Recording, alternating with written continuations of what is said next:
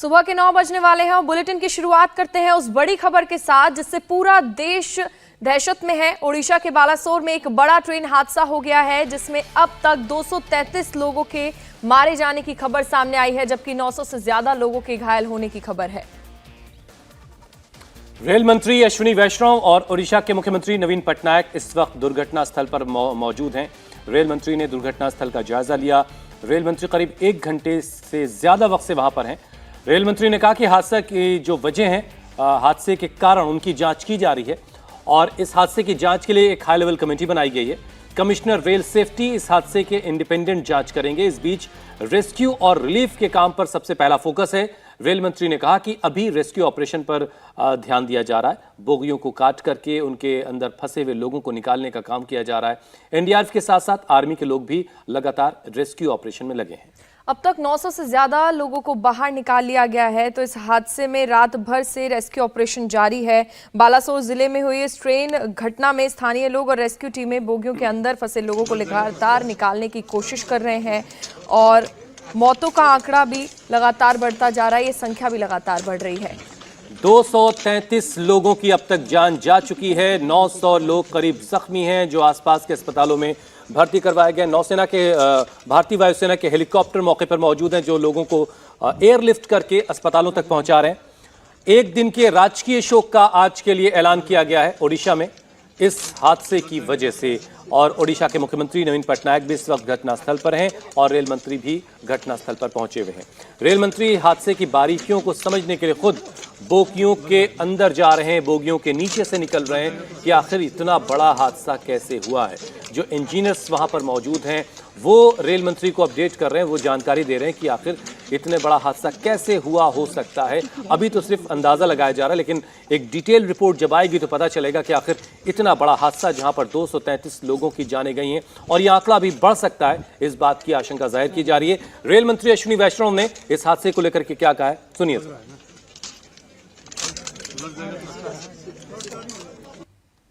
बहुत ही बड़ी tragic accident है ये और सभी दिवंगत आत्माओं के साथ हमारी प्रार्थना है। कल रात से कंटिन्यूअसली रेलवे, एनडीआरएफ, एसडीआरएफ और राज्य सरकार सभी मिलके रेस्क्यू का ऑपरेशन कर रहे हैं। उन सभी परिवारों के साथ मेरी प्रार्थना है जिनके परिवार का मेंबर इस ट्रेजेडी में चले गए और सभी जहां पर भी best possible health care facility होगी, चाहे कटक में, भुवनेश्वर में, एम्स में, इधर कलकत्ता में, कहीं पर भी जो बेस्ट पॉसिबल हेल्थ फैसिलिटी होगी वो दी जाएगी। कंपेंसेशन का अमाउंट कल रात में रेलवे की तरफ से डिक्लेयर हो गया था। एक हाई लेवल कमेटी भी ऑलरेडी डिक्लेयर हो गई है जो कि इस पूरे एक्सीडेंट में इंक्वायरी करेगी। कमिश्नर रेल सेफ्टी को भी बुलाया गया है, वो भी इंक्वायरी करेंगे और इस प्रॉब्लम के, इस एक्सीडेंट के रूट कॉज में जाएंगे। किस कारण से ये प्रॉब्लम हुई वो पूरा का पूरा टेक्निकल से और किस भी कारण से हुई हो वो समझा जाएगा। अभी सारा का सारा फोकस रेस्क्यू पे है और कंप्लीट फोकस है जिस तरह से जिनके भी गहरी चोटें आई हैं उनको ठीक जगह पे पहुंचा के उनका इलाज कराया जाए और परिजनों के।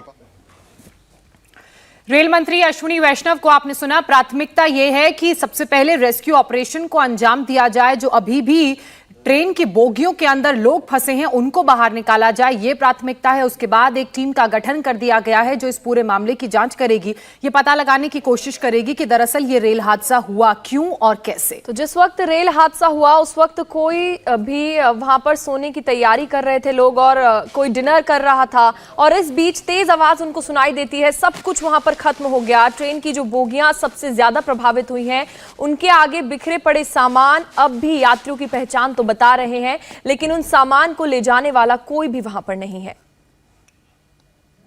तो ये मंजर था उस वक्त का। मैं अभी कोरोमंडल एक्सप्रेस के सामने खड़ा हूं।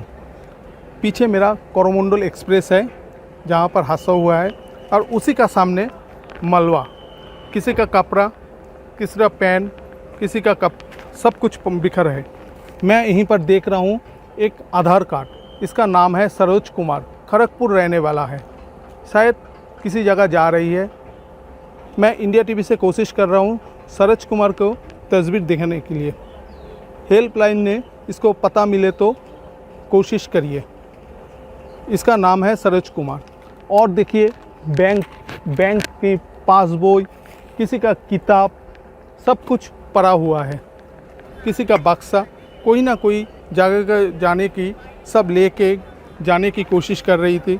हालत इतना ख़राब है, सभी फेंक के जाना पड़ा है। शायद कोई जिंदा है बा कोई हॉस्पिटल में है। देखिए खाने का सामान, किसी का टिफ़िन, सभी बिखरे हुए पड़ा हुआ है। ट्रेन का हम नीचे जो कोशिश कर रहा हूँ देखने की क्या हालत है, देखिए सभी बिखरा हुआ पड़ा हुआ है। ट्रेन बॉगी पलट चुकी है, मालगाड़ी का मलबा सामने है। हालत इतना ख़राब है, देखने में डर लगता है। तो ग्राउंड जीरो से रिपोर्ट आपने देखी, कैसे लोगों का सामान बिखरा हुआ है। ट्रेन हादसे के बाद लोग रेल के कोच को छोड़कर अब जा चुके हैं। कल शाम ये जो हादसा हुआ उसके बाद जो तस्वीरें आई वो बड़ी दुखद तस्वीरें हैं। एक्सीडेंट जब हुआ किसी को होश नहीं था, किसी को समझ नहीं आ रहा था कि यहाँ पर क्या हो रहा है। यात्रियों के जाने के बाद क्या हाल है, रेल के कोच का जायजा लिया है इंडिया टीवी के संवाददाता ने, वो आपको दिखाते हैं। मैं अभी कोरोमंडल एक्सप्रेस का एक बॉगी में हूँ। देखिए इसका हालत, क्या हालत है। सभी सामान फेंका हुआ है, कुछ नहीं है, हालत बिखरे हुआ है। शायद सब लोग निकल गया है, इस बॉगी में ज़्यादा कुछ हुआ नहीं, किंतु इसका हालत बहुत ही ख़राब है, सब बिखरे हुए हैं। ये पटरी से बाहर चला गया है, किंतु सभी ठीक है। देखिए ट्रेन का बाहर का नज़ारा, ये ट्रेन अभी क्या हालत है। तो ट्रेन के अंदर की तस्वीरें आपने देखी, वहां पर किस तरह से लोगों का सामान बिखरा पड़ा है। हालांकि जिस बोगी की तस्वीर आपने देखी उस बोगी को ज्यादा नुकसान नहीं पहुंचा, लेकिन हादसे के बाद लोग अपनी अपनी बोगियों को खाली करके वहां से जा चुके थे। रेल हादसे के 14 घंटे पूजा बीत चुके हैं और अभी भी ग्राउंड जीरो पर रेस्क्यू ऑपरेशन जारी है। तो मलबे से डेड बॉडी को निकालने का काम भी लगातार जारी है। वहां पर रेल मंत्री अश्विनी वैष्णव भी और ओडिशा के मुख्यमंत्री नवीन पटनायक भी घटनास्थल पर पहुंचे हुए हैं। और ये जो आंकड़ा है मरने वालों की संख्या का, वो भी बढ़ता जा रहा है। लगातार 200 से ज्यादा लोगों के मारे जाने की खबर सामने आई है। तो रेल हादसे के 14 घंटे बीत चुके हैं और अभी भी ग्राउंड जीरो पर रेस्क्यू ऑपरेशन जारी है। मलबे से शवों को निकालने की कोशिश भी की जा रही है। 233 लोगों ने अब तक इस हादसे में अपनी जान गंवाई है, 900 से ज्यादा लोग घायल हैं। और जिस तरह से रेस्क्यू ऑपरेशन वहां पर चल रहा है, इस बात की भी आशंका है कि कुछ और कैजुअल्टीज सामने आ सकती हैं।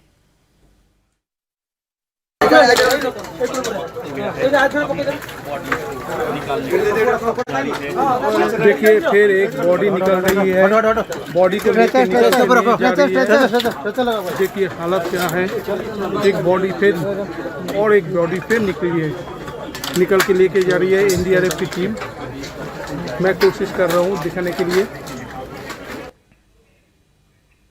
तो ये तस्वीरें आप देख रहे हैं, दरअसल पहले एक ट्रेन पटरी से उतरी, डीरेल हुई, उसके बाद वो मालगाड़ी की तरफ जाके गिरी और जो तीसरी ट्रेन बीच वाले ट्रैक में आ रही थी उसने देखा कि रास्ता बाधित है और वो भी अचानक से उन दोनों ट्रेनों से टकराकर डीरेल हो गई और ये भयावह तस्वीर सामने आई है। दुर्घटना स्थल की तस्वीरें लगातार हम आपको दिखा रहे हैं। कल रात से ही रेस्क्यू ऑपरेशन जारी है और अभी भी ट्रेनों को काटकर लोगों को बाहर निकालने की कोशिश जारी है। हेलीकॉप्टर्स भी सेना के मौके पर मौजूद हैं जो रेस्क्यू ऑपरेशन में मदद कर रहे हैं। बालासोर हादसे वाली जगह का मंजर बहुत भयावह है। 3 ट्रेनों की टक्कर के बाद ट्रेन के डिब्बों के परखच्चे उड़ गए हैं। ग्राउंड जीरो से देखिए इंडिया टीवी संवाददाता सुजीत दास की खास रिपोर्ट। बालेश्वर में हम लोग उसी जगह में पहुंचे हूँ। अभी आप देख सकते हैं हादसा कैसे हुआ है, देखने में बहुत ही भयानक है। हम लोग अभी कोशिश कर रहा हूँ जो ये ट्रेन का चेहरा दिखाने के लिए। आप देखिए ये शालीमार हावड़ा चेन्नई एक्सप्रेस, इसका हालत कहाँ गया है। और इस वक्त एनडीआरएफ के सीनियर कमांडेंट जैकब क्रिस्पोटा हमारे साथ जुड़ चुके हैं। जैकब जी, सबसे पहले तो ये बताइए कि वहां पर फिलहाल किस तरह की स्थिति है, रेस्क्यू ऑपरेशन कितना और बचा है? रेस्क्यू ऑपरेशन रात भर चलता रहा और सभी टीमें, हमारी एनडीआरएफ की 7 टीम थी और बाकी ऑर्डर ऑफ की टीम और लोकल वॉलंटियर्स भी थे, सभी मिलजुल के रेस्क्यू ऑपरेशन रात भर किए। अभी भी चल रहा है और जो भी बॉडीज जो है बची हुई है उसको अभी निकाला जा रहा है। जी, कैजुअलिटी के मैं नंबर की बात करूं तो कितनी संख्या है? घायलों को कहां कहां अस्पताल में पहुंचाया जा रहा है इलाज के लिए? अभी जो भी अभी पूरा अभी कैजुअलिटी कितना हुआ है ये तो अभी नहीं बता पाएंगे अभी, लेकिन अभी बॉडी अभी निकाली ही जा रही है। जी जैकब जी, ये भी बताइए कि क्योंकि अभी भी वहां पर रेस्क्यू ऑपरेशन जारी है, तो ग्राउंड जीरो पर किस तरह की स्थिति है? किस चरण में ये रेस्क्यू ऑपरेशन इस वक्त वहां पर है? ये लास्ट चरण में है, आखिरी चरण में है ये। जी जैकब जी, ये भी बताइए कि सबसे ज्यादा प्रभावित कौन से डब्बे हुए हैं? कौन सी ट्रेन को सबसे ज्यादा नुकसान हुआ है जिसमें यात्री ज्यादा थे? ये सबसे ज्यादा प्रभावित हुई वो जनरल बोगी जो थी, जिसमें काफी लोग रहते हैं, उनसे प्रभावित हुई है, क्योंकि डायरेक्ट इम्पैक्ट उसी पे पड़ा था। जी, क्या यात्रियों का कोई आंकड़ा आपके पास है? किस तरह से यात्रियों को ढूंढा जा रहा है? ये तो हम लोग, हमारे जवान जो हैं, जो भी रेस्क्यूअर्स हैं, वो बोगी के अंदर जाके उनको निकाल रहे हैं। जैकब जी, यात्रियों की पहचान किस तरीके से की जा रही है, उसको लेकर भी कोई जानकारी?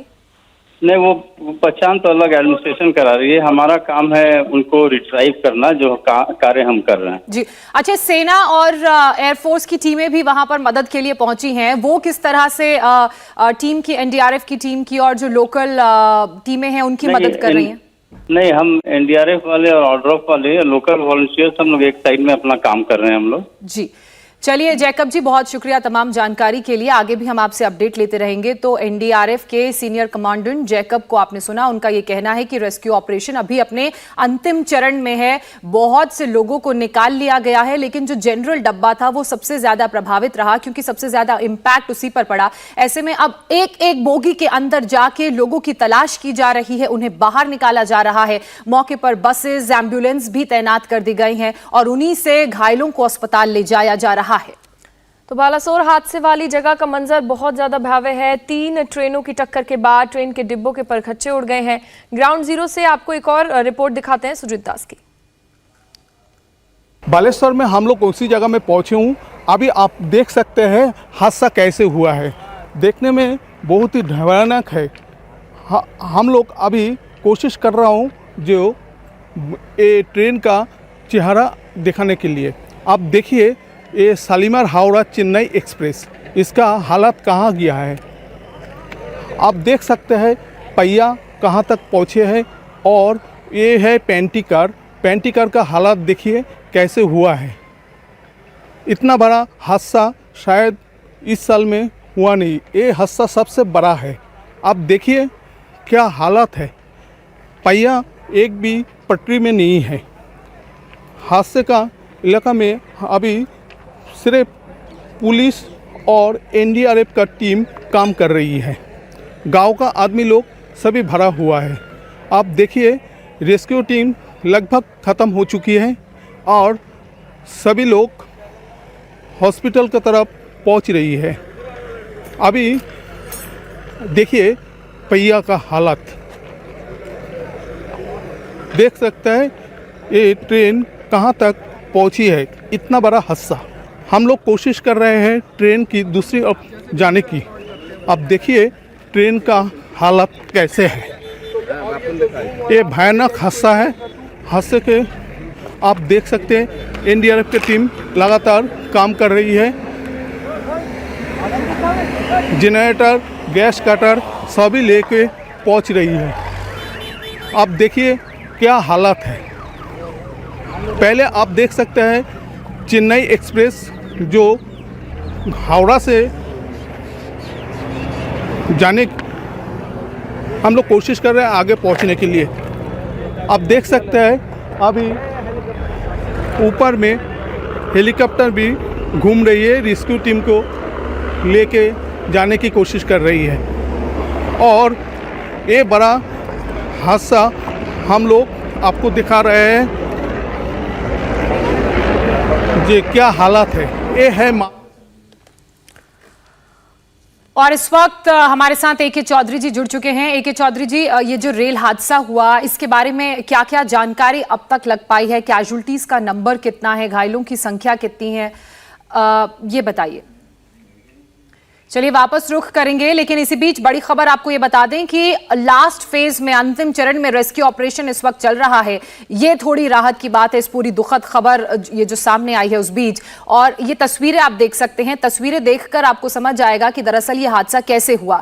एक ट्रेन सामने से आ रही थी, एक ट्रेन दूसरी तरफ से आ रही थी। अचानक से पहली ट्रेन डीरेल हुई पटरी से, कुछ डिब्बे उसकी मालगाड़ी के ऊपर गिरे, दूसरे डिब्बे ट्रैक के बाहर, और जो सामने से ट्रेन आ रही थी वो इन दोनों ट्रेनों से टकरा गई और ये विभत्स हादसा देखने को मिला। कैजुअल्टी के नंबर की अगर हम बात करें तो ये कहा जा रहा है कि इस नंबर में इजाफा हो सकता है। 233 लोगों ने अब तक अपनी जान गंवाई है, 900 से ज्यादा लोग घायल बताए जा रहे हैं। ये एनिमेशन ग्राफिक्स के जरिए हम आपको दरअसल समझाने की कोशिश कर रहे हैं। 3 ट्रैक्स हैं, जो सबसे कोने वाला ट्रैक है वहां पर मालगाड़ी खड़ी है, और जो थर्ड ट्रैक है वहां से ट्रेन आ रही थी बंगलुरु हावड़ा एक्सप्रेस, और वो डीरेल हुई। उसके कुछ डिब्बे मालगाड़ी की तरफ गिरे, इंजन और बाकी के कुछ डिब्बे ट्रैक के बाहर गिरे, और जो बीच में से दूसरी ट्रेन आ रही थी सेकंड ट्रैक पर, वो अचानक इन दोनों से टकरा गई, क्योंकि जो सेकंड ट्रैक था उसमें कुछ डिब्बे बंगलुरु हावड़ा एक्सप्रेस के गिरे हुए थे। तो ऐसे में शालीमार चेन्नई एक्सप्रेस इन दोनों से कोलाइड हुई और यह भीषण हादसा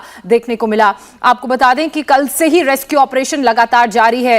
एनडीआरएफ की टीमें और जो लोकल रेस्क्यू की टीमें हैं वो मौके पर जुटी हुई हैं। रेस्क्यू ऑपरेशन को अंजाम दिया जा रहा है। जब इस तरह के हादसे होते हैं तो सबसे पहले ट्रेन को काटकर उसमें फंसे हुए यात्रियों को निकाला जाता है। के चौधरी जी डीपीआरओ साउथ हमारे साथ जुड़ेंगे, उनसे हम बात करेंगे। लेकिन ये एनिमेशन के जरिए समझिए कि दरअसल ये इतना भीषण हादसा, जिसे दशक का सबसे भीषण ट्रेन हादसा भी कहा जा रहा है, वो कैसे पेश आया।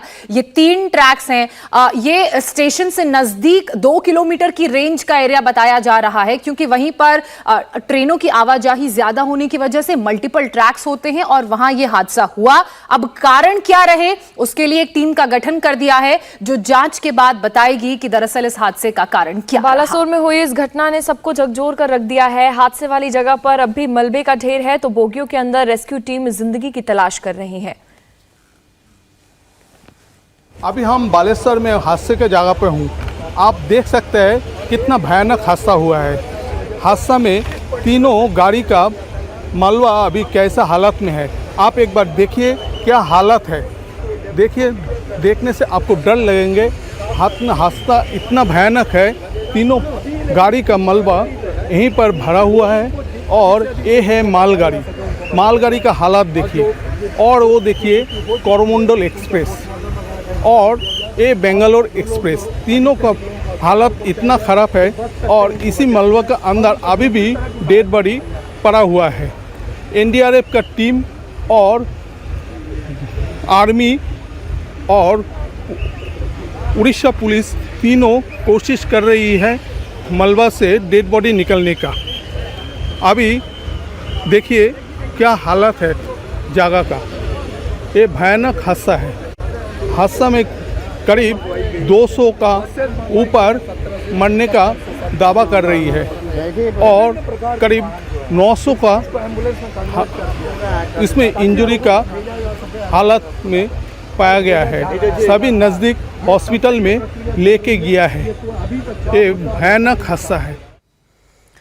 तो ग्राउंड जीरो से रिपोर्ट आपने देखी। इसी बीच एक अपडेट आपको दे दें, उड़ीसा रेल हादसे में मृतकों की संख्या में इजाफा हुआ है। उड़ीसा रेल हादसे में मृतकों की संख्या 233 से बढ़कर अब 238 हो गई है। ये ऑफिशियल नंबर सामने आया है। वहीं घायलों की संख्या भी 900 से ज्यादा बताई जा रही है। ये वही जगह, ये वही दुर्घटना स्थल की तस्वीरें आप देख रहे हैं, जहां पर दरअसल ये ट्रेन हादसा हुआ और मृतकों की संख्या में इजाफा हो गया है। कैजुअल्टी नंबर 233 से बढ़ के पूजा 238 हो गया है। बिल्कुल ज्योत्सना, रेल हादसे हादसे में अब ये आंकड़ा भी लगातार बढ़ता जा रहा है। मृतकों की संख्या जहां पर 233 थी, अब वो 238 पहुंच गई है, जबकि 900 से ज्यादा लोग इस बीच घायल भी हो गए हैं, उनकी भी खबर सामने आई। और ऐसे में लगातार रेल मंत्री अश्विनी वैष्णव और ओडिशा के मुख्यमंत्री नवीन पटनायक घटनास्थल पर हालात का जायजा ले रहे हैं, हादसे की जानकारी लगातार ले रहे हैं और अभी तक इन कारणों की जांच की जा रही है। कोरोमंडल एक्सप्रेस की सबसे ज्यादा बोगियां डिरेल हुई, जो ट्रेन सबसे ज्यादा क्षतिग्रस्त हुई है उसके पेंट्री कार का हाल भी जाना है इंडिया टीवी के रिपोर्टर सुजीत दास ने, वो भी आपको दिखाते हैं। देखिए कोरोमंडल का एक्सप्रेस का पेंटी कार का हालत कैसे है, हम लोग देखने की कोशिश कर रहा हूं। आप देखिए क्या हालत है, भयानक हादसा। पेंटी कार का कोई नामो निशान नहीं है। हालत देखिए पेंटी कार का, इतना भयानक हादसा शायद कोई नहीं देखा। पेंटी कार का क्या हालत है, हम लोग कोशिश करता हूं जो पेंटी कार में अंदर में झकने का। आप देखिए पेंटी कार का हालत, भयानक हादसा कोरोमंडल एक्सप्रेस का। तीनों गाड़ी का कोई नामो निशान नहीं है। करीब 233 का डेथ टोल अभी तक पुष्टि हुआ है और करीब हज़ारों का ऊपर इंजरी है। क्या हालत है देखिए पेंटी कार का, हम लोग कोशिश कर रहा हूँ दिखाने का। देखिए हालत क्या है। ये पेंटी कार का अंदर में हालत, यहीं पर पेंटी कार में पूजा अर्चना करते थे पेंटी का आदमी लोग। इसका सभी कुछ सामान अभी भी देखने मिल रही है। देखिए क्या हादसा हुआ है। तो ये पैंट्री के अंदर से तस्वीरें आपने देखी, वहां पर किस तरह से हादसे के बाद इंपैक्ट देखने को मिला। बालासोर हादसे में 14 घंटे का वक्त बीत चुका है और अब भी ग्राउंड जीरो पर रेस्क्यू ऑपरेशन जारी है, जो अपने अंतिम चरण लास्ट फेज में चल रहा है। रेल हादसे वाली जगह की भयावह तस्वीरें सामने आ रही हैं। ग्राउंड जीरो पर अभी भी क्या हालात है, जायजा लिया है इंडिया टीवी संवाददाता सुजीत दास ने, वो आपको दिखाते हैं। हम अभी ग्राउंड जीरो में खड़ा है। आप देख सकते हैं तीनों ट्रेन की हादसा कैसे हो गया है। माचिस की डिब्बा जैसा पूरा बिखर हुआ पड़ा हुआ है। आप देख सकते हैं जो क्या हालत है। रेस्क्यू टीम अभी भी काम कर रही है। एनडीआरएफ टीम, आर्मी और उड़ीसा पुलिस तीनों मिल के काम कर रही है। इतना भयानक हादसा शायद कोई देखा नहीं है। तो एनडीआरएफ समेत रेस्क्यू में लगी तमाम एजेंसियां राहत में लगी हुई हैं, तो डेड बॉडी के मिलने का सिलसिला अभी भी थमा नहीं है। इंडिया टीवी संवाददाता सुजीत दास ने उस बोगी की तस्वीर भी हम तक पहुंचाई है जिसका अब तक रेस्क्यू नहीं किया जा सका है।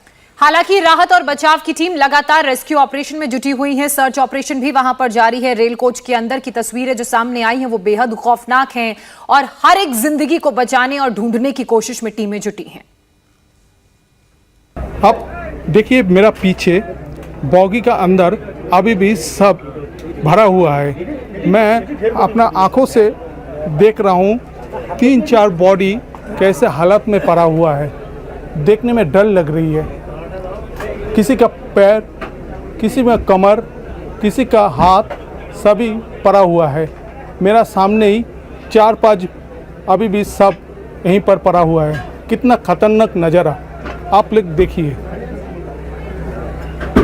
एनडीआरएफ का टीम कोशिश कर रही है, आर्मी कोशिश कर रही है इसी को निकलने की। इंडिया टीवी संवाददाता सुजीत दास की आपने रिपोर्ट देखी। सुजीत दास एक ऐसे कोच में पहुंचे जिसमें अब कुछ बचा नहीं है। हादसे के बाद की तस्वीरें बहुत भयावह हैं और ऐसा लग रहा है मानो हादसे वाले इस कोच में शायद ही कोई जिंदा बच पाया होगा। ये तस्वीरें आप देख रहे हैं, ये उस कोच की तस्वीरें हम आपको दिखा रहे हैं जो सबसे ज्यादा क्षतिग्रस्त हुआ है। आपको बता दें कि कोरोमंडल एक्सप्रेस जो डीरेल हुई, बैंगलोर हावड़ा सुपरफास्ट के डब्बों से टकराया, उसको सबसे ज्यादा इंपैक्ट हुआ है, सबसे ज्यादा इंटेंसिटी से वो टकराई। और जो जनरल बोगी के डब्बे हैं वहां पर जो यात्री सवार थे वो सबसे ज्यादा इंपैक्टेड और अफेक्टेड हैं। और ये जो तस्वीरें हमने आपको दिखाई ये उसी जनरल बोगी के डब्बे की हैं और ये जो तस्वीरें हमने आपको दिखाई ये उसी जनरल बोगी के डब्बे की की हैं और इन तस्वीरों को देखकर ऐसा लग रहा था कि शायद ही कोई जिंदगी इसके अंदर बची होगी। बोगी में फंसे शव की तस्वीरें भी हम आपको दिखा रहे हैं। सबसे बड़ी चुनौती यही है कि अब इन लोगों को कैसे बाहर निकाला जाए। जो शव इन बोगियों में फंस गए हैं उनको बाहर निकालना भी एनडीआरएफ के लिए चुनौती। देखिए ट्रेन का हालत, मैं कोशिश कर रहा हूँ बॉगी का अंदर झांकने की। देखिए बॉगी का हालत क्या है। शायद ही किसी को बचने का उम्मीद इधर नहीं है। यहीं से अभी जस्ट एक डेड बॉडी फिर निकली है और एनडीआरएफ की टीम और आर्मी दोनों लगातार काम कर रही है। देखिए ट्रेन का हालत एक बार देखिए, ट्रेन का ऊपर की पोर्शन क्या हालत है। नामो निशान नहीं है बॉगी का।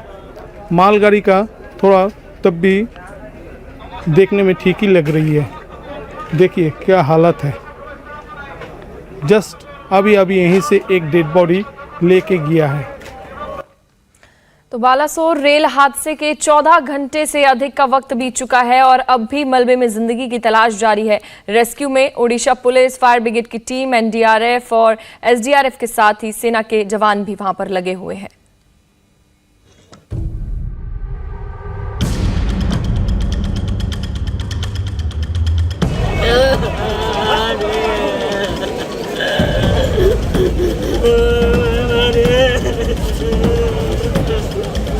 मैं कलकत्ता जाने वाला था। हम लोग 7 आदमी आया।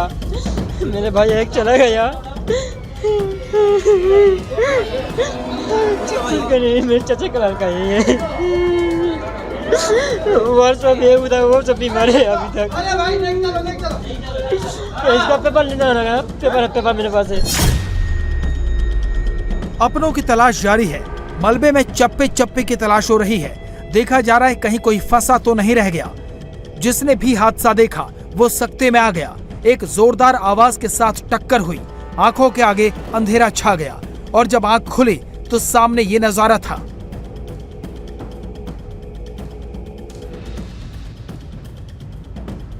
लोहे से बनी बोगियां बुरी तरह टूट चुकी थीं। हर तरफ लोग गिरे पड़े थे। बोगी के टूटे हुए हिस्से गिरे पड़े थे। टक्कर इतनी भीषण थी कि मालगाड़ी के ऊपर ये इंजन चढ़ गया। इस तस्वीर को देखकर आप अंदाजा लगा सकते हैं कि टक्कर कितनी भीषण रही होगी। कितनी रफ्तार से यह इंजन मालगाड़ी के इस डिब्बे से टकराया होगा कि उसके ऊपर ही चढ़ गया। इस बोगी की हालत देखिए, कैसे यह डब्बा ट्रैक पर उल्टा गिरा है। इस डब्बे के आगे का हिस्सा देखिए, आपको अंदाजा मिल जाएगा कि टक्कर कितनी तेज रही होगी। डिब्बे के आगे का हिस्सा चकनाचूर हो गया। ऐसी ही तस्वीरें हर जगह थी।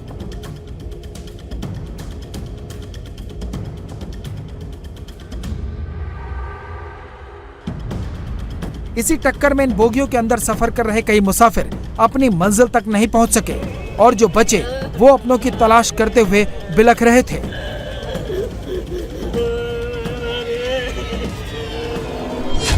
मैं कलकत्ता जाने वाला था। हम लोग 7 आदमी आया। मेरे भाई एक चला गया। मेरे चाचा का लड़का है। वो सब ये उधर वो सब बीमार है अभी तक। इसका पेपर लेना लगा। पेपर मेरे पास है। शुरू में तो किसी को अंदाजा नहीं हुआ कि हादसा कितना बड़ा है, लेकिन जब तस्वीरें सामने आईं तो स्थिति की भयावहता का एहसास होने लगा। जैसे ही हादसे की खबर मीडिया में आई, लोग अपनों की तलाश में नजदीकी स्टेशनों पर जाने लगे। हर कोई भटक रहा था। रेलवे ने हेल्प डेस्क बनाकर शुरुआती जानकारी देनी शुरू की, लेकिन हादसा इतना भयावह था कि सारी कोशिशें बौनी नजर आ रही थी। कोरोमंडल एक्सप्रेस में मेरा एक दोस्त था जो कि मतलब बहुत क्लोज है मेरा। मैं जानना मतलब मेरे पास फ़ोन है उनके माँ से कि आप जाके थोड़ा स्टेशन में पता करो कि क्या हुआ क्या नहीं, लेकिन नाम से तो कुछ पता नहीं चलेगा हमें। तो इसीलिए हम सोचे कि एक बार आके स्टेशन से मिल लेते हैं, कुछ अगर हेल्प डेस्क से कुछ सपोर्ट मिलेगा। लेकिन इनके पास तो कुछ डिटेल्स है ही नहीं। अभी तो रेस्क्यू चल रहा है। बालेश्वर में जो जान पहचान ऑलरेडी गए हैं, उधर बहांगा गए हैं, तो वो भी हॉस्पिटल में जाएंगे। देखेंगे अगर कुछ हो पाएगा, कुछ सपोर्ट मिल पाएगा उसकी तरफ से। रेस्क्यू के लिए सबसे पहले आसपास के गांव के लोग आए। जैसे ही टक्कर की भीषण आवाज सुनी, वो समझ गए कि बड़ा हादसा हो गया है। लिहाजा घायलों की मदद के लिए स्थानीय लोगों ने कोशिश शुरू कर दी। पहले पुलिस पहुंची, उसके साथ साथ फायर ब्रिगेड अपने पूरे लाव लश्कर के साथ पहुंचने लगा।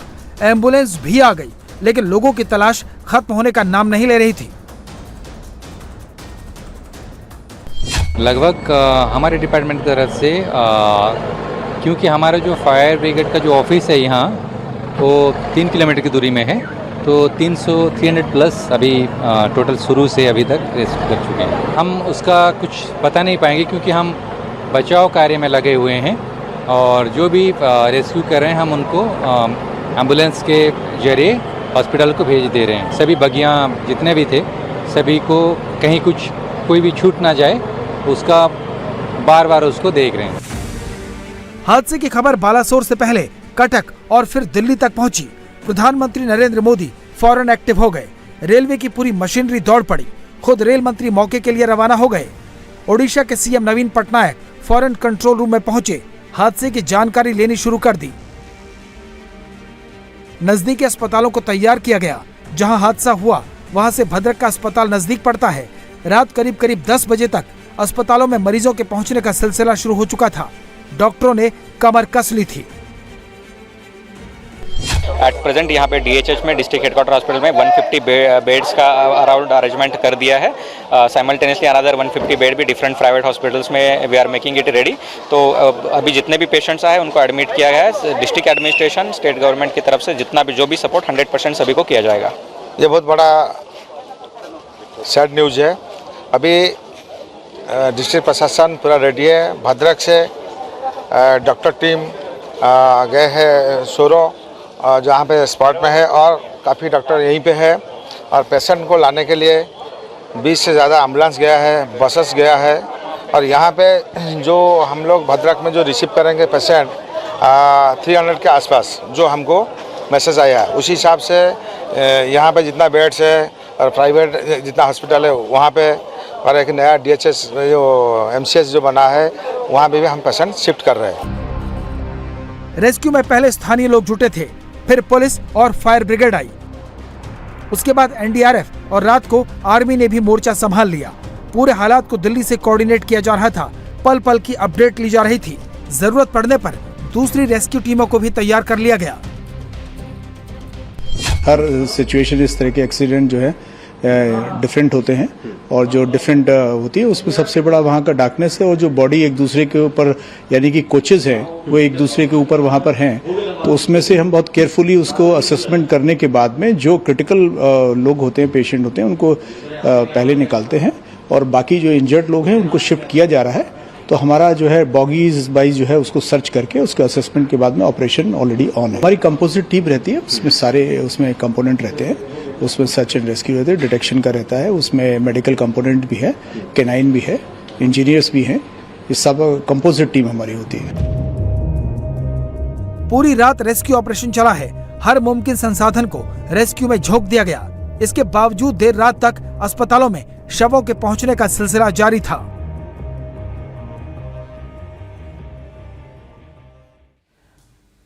और इस वक्त दुर्घटना स्थल की एरियल तस्वीरें भी सामने आ गई हैं। इन तस्वीरों के जरिए हम आपको समझाने की कोशिश करेंगे कि दरअसल ये हादसा कैसे पेश आया। सबसे पहले तो आप देखिए, ये 3 अलग अलग ट्रेनें, 2 एक सुपरफास्ट एक्सप्रेस है, एक मालगाड़ी है, आपको नजर आ रही होगी।